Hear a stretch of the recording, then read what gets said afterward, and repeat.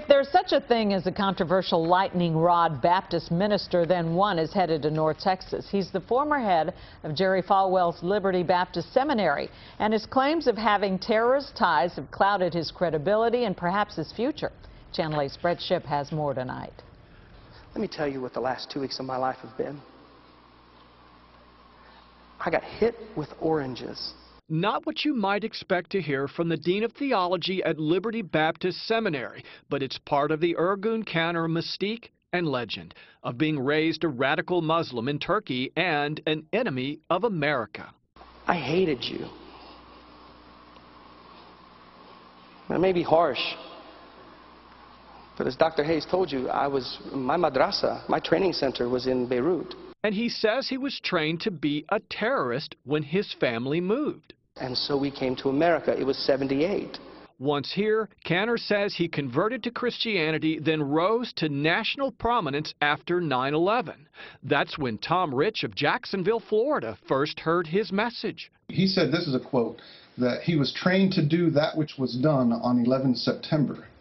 Okay, which means that, in no uncertain terms, I was trained to be a terrorist. You know, I was raised to be a terrorist. But last summer, Caner's story started to unravel when skeptics found evidence that despite his claims... And I walked into the Stells Road Missionary Baptist Church in Columbus, Ohio, in full gear, full gefia, and a Quran. The self-proclaimed young jihadist actually moved to the U.S. from Sweden, not Turkey, in 1969, not 1978, and grew up not carrying a Quran, but looking and acting like most every other kid his age. The discrepancies proved so damaging, Caner was demoted at Liberty and is now headed for North Texas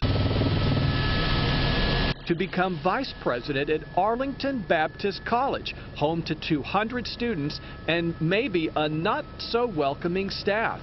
One of which tells News 8, I find it reprehensible that the leadership of Arlington Baptist College would hire a man who is very clearly profiteering from the tragedy of September 11.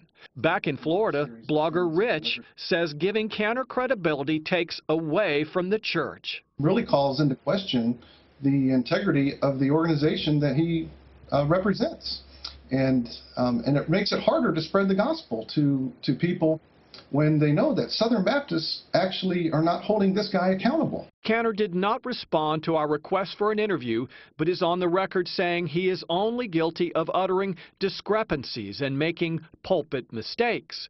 Arlington Baptist President Dr. Dan Moody declined an on-camera interview, but told us by email, Dr. Caner has our full confidence and we are excited about the future of our school.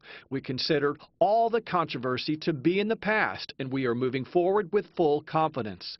And while Liberty Baptist Seminary officials found Caner made factual statements that are self-contradictory, the chairman of the panel that investigated him says we never once found that he lied. What seems to be at issue now is whether his detractors can now find it to forgive. Brett Shipp, Channel 8 News.